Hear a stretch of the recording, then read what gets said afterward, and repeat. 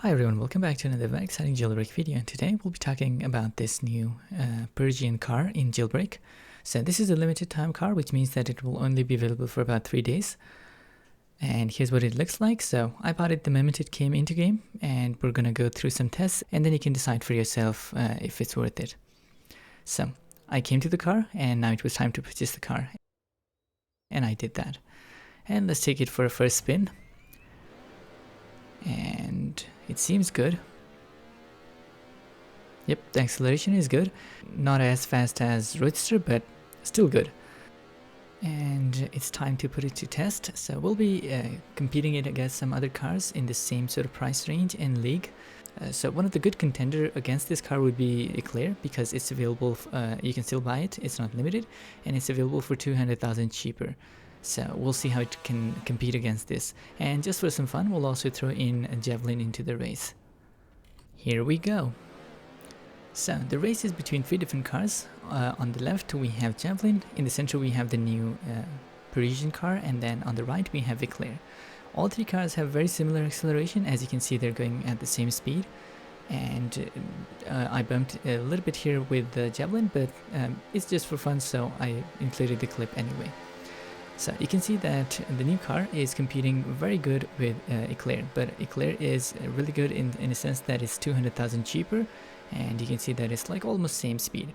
Now only a place where this new car can beat Eclair is where you exceed the like final limit of the car, where the new car can like go to 280 miles, where Eclair would sort of hover around 265 miles.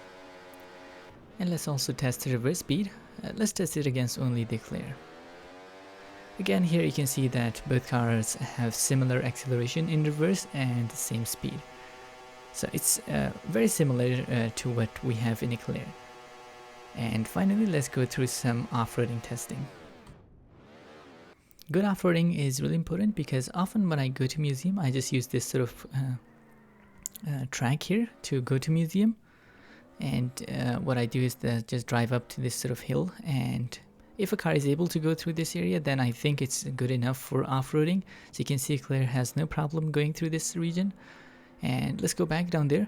Now there's also a different place where I usually go up to museum if I don't have a flying vehicle like a cell or a drone or something like that. So you can see that Eclair has a bit of problem here. You can't just drive straight onto the track. You have to sort of go in a curve, and then you can just climb up the hill with no problems.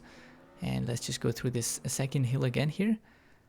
But you can see that the engines on this car is good enough for climbing up through these hills. And now let's just spawn the new Parisian car, and let's go back down there and see how it performs in this test.